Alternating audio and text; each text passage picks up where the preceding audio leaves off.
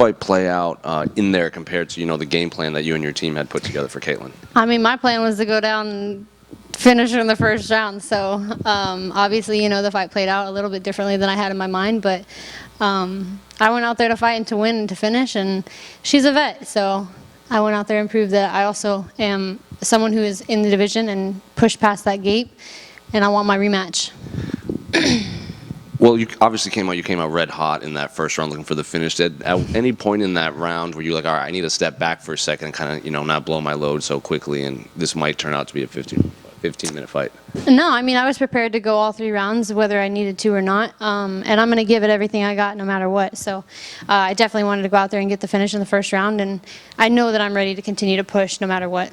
The commentary used phrases like, you were bullying her in there, especially against the fence. When Good. You kind of holding her. So I guess, do you like that description of your fighting style? And was there anything in there kind of difficult with Katlyn in there? Because even though you were holding her, she was still trying to be as active as she could. I do love that they thought I was bullying her, because that's exactly what I wanted to do.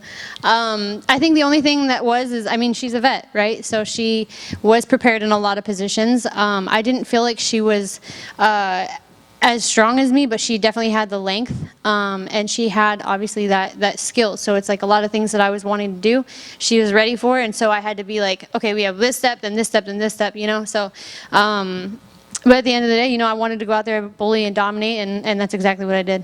She obviously made a lot of headlines from her media day, kind of going over what she's been through over the last 12 months since her last fight. I'm curious, did you get to speak with her after? Because, that was a pretty emotional media day. I don't know if you were able to see it from Wednesday. I mean, to be honest, I haven't paid any attention to her media. I typically don't pay attention to anything other than going out there and imposing my own will on other people.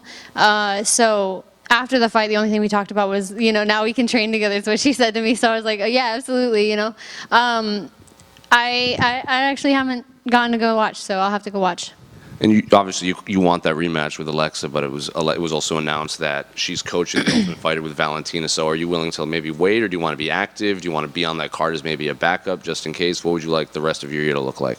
Yeah, I think that given that it was announced that they're going to be having the trilogy, most likely, I definitely want to be the backup for that fight. I want my rematch, and I think I'm the perfect person for it. There's a lot of other girls in the division that have, some skill, but they're boring fighters. And I'm not a boring fighter, and I know that would be the main event, and that would be a title fight for sure.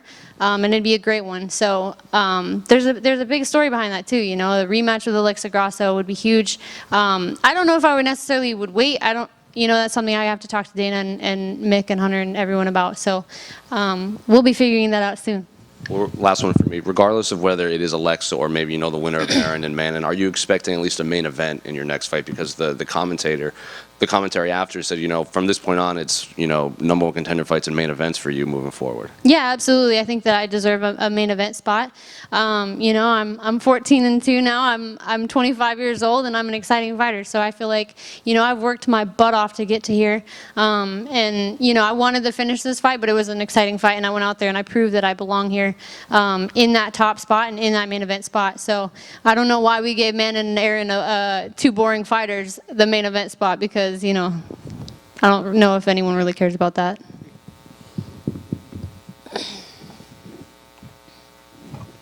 Basically, just a quick one right here. We saw JoJo retire tonight. She actually fought in the first women's flyweight fight in the UFC against Valerie Letourneau back in the day. Just wondering if she's someone that you would watch coming up, and if you had anything to say about that. She is. I've watched her.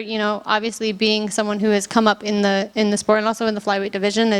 I used to watch JoJo. I actually was a huge fan of hers before I was even fighting, and so to see her continue to fight and then also now retire she's a cool person, and I've hung out with her a few times, and I've gotten to be around her a few times. So I think that it's great. She had a great career, and she's definitely an inspiration to all female fighters. So I congratulate her on her entire career.